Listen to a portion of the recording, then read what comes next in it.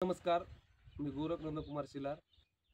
आज बघायला गेलं तर आजचा जमाना हा फक्त इंटरनेटचा झालाय. म्हणजे सर्व काही इंटरनेटवर आलेलं आहे. म्हणजे सगळं ऑनलाईन झालंय, हे मान्य आहे. पण ऑनलाईनमध्ये एक असं झालंय, की हा जे मोबाईल आहे, हे इंटरनेटचा आहे. पण ह्या मोबाईलचा वापर जर केला तर खूपच चांगला आहे. म्हणजे अख्खं जग ह्या मोबाईलमध्ये म्हणायला काही हरकत नाही. जगाच्या पाठीवरली कुठलीही गोष्ट आपल्याला ह्या मोबाईलमध्ये बघायला भेटणार, माहिती भेटणार. आज जर बघायला गेलं तर अमेरिकेत काय चाललंय ह्या मोबाईलमध्ये आपल्याला कळतंय नेटमुळे. पण ह्या मोबाईलचा वापर असा वाढलाय, की आज बघायला गेलं तर ह्या मोबाईलवर नुसता फक्त रील्स बघण्याचा कार्यक्रम सुरू झालेला आहे. लहान लेकरापासून 4 वर्षाच्या 4 ते 5 वर्षाच्या लेकरापासून तर 50 ते 55 वर्षाच्या पर्यंतचा माणूस हा फक्त ह्या मोबाईलवर रील्स पाहिलाय. मला रील्स बघू नका असं नाही म्हणायचं. रील्स बघा, पण रील्स बघण्याचा एक कालावधी ठेवा. मनोरंजन करण्याचा एक कालावधी असतो, 1 घंटा, 15-20 मिनिटं, अर्धा घंटा. पण 6-6, 7-7 आणि 8-8 तास फक्त ह्या मोबाईलवर रील्स बघण्यात यायले.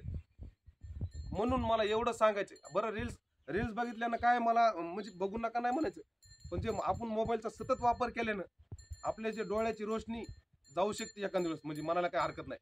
म्हणजे तर तुम्ही 8-8 घंटे जर मोबाईलचा डिस्प्ले असा समोर ठेवत असताल, तर तुमच्या डोळ्याच्या ज्या नसा आहेत, त्या नसाला ताण येतो आणि माणसाच्या डोक्याची जी विचार करण्याची क्षमता ही कमी व्हायला लागली. म्हणजे आपण सारखा विचार त्याच्यातच करायला. आणि रील्स असे पाहिलेत की ती रील्स कंप्लीट बी होत नाहीत आपण, की लगेच असं त्या बोटानं वर ढकलून दिलं तिला. बरं त्या रील्स मधून काय आपल्याला घ्यायचं असेल तर ते बी आपण घेण्यात, म्हणजे मनोरंजन असेल किंवा आणखीन काही माहिती असतील, काही रील्स शेतीवरल्या असतात ते पण आपण कंप्लीट बघण्यात आलो. म्हणून मला एवढं सांगायचंय, रील्स बघू नका नाही म्हणत मी, रील्स बघा. पण रील्स बघण्याचा एक कालावधी ठेवा, 1 घंटा, अर्धा घंटा. आणि हा मोबाईल इतका खास आहे, म्हणजे मोबाईल चांगला नाही नाही म्हणत मी तुम्हाला.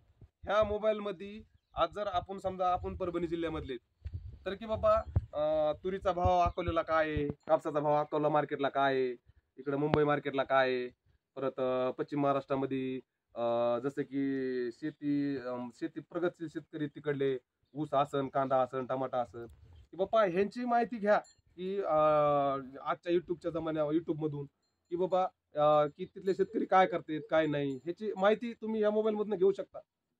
म्हणून मला एवढं सांगायचंय, प्रत्येक गोष्ट प्रत्येक गोष्टीचा म्हणजे गोष्टीचे 2 बाजू येतात, चांगली आणि वांगली. आपल्याला तिचा आपल्या त्या गोष्टीचा चांगला फायदा घ्यायचा का वांगला घ्यायचा हे आपण ठरवायचं असते. म्हणून मला प्रत्येकाला सांगायचं, बाबा तुम्ही मोबाईलचा वापर करा, पण अति एखाद्या गोष्टीच्या सेवन नका करू. जसं जर एखादं व्यसन जर केलं, त्याचा जर अति वापर झाला तर त्याची हानी होती.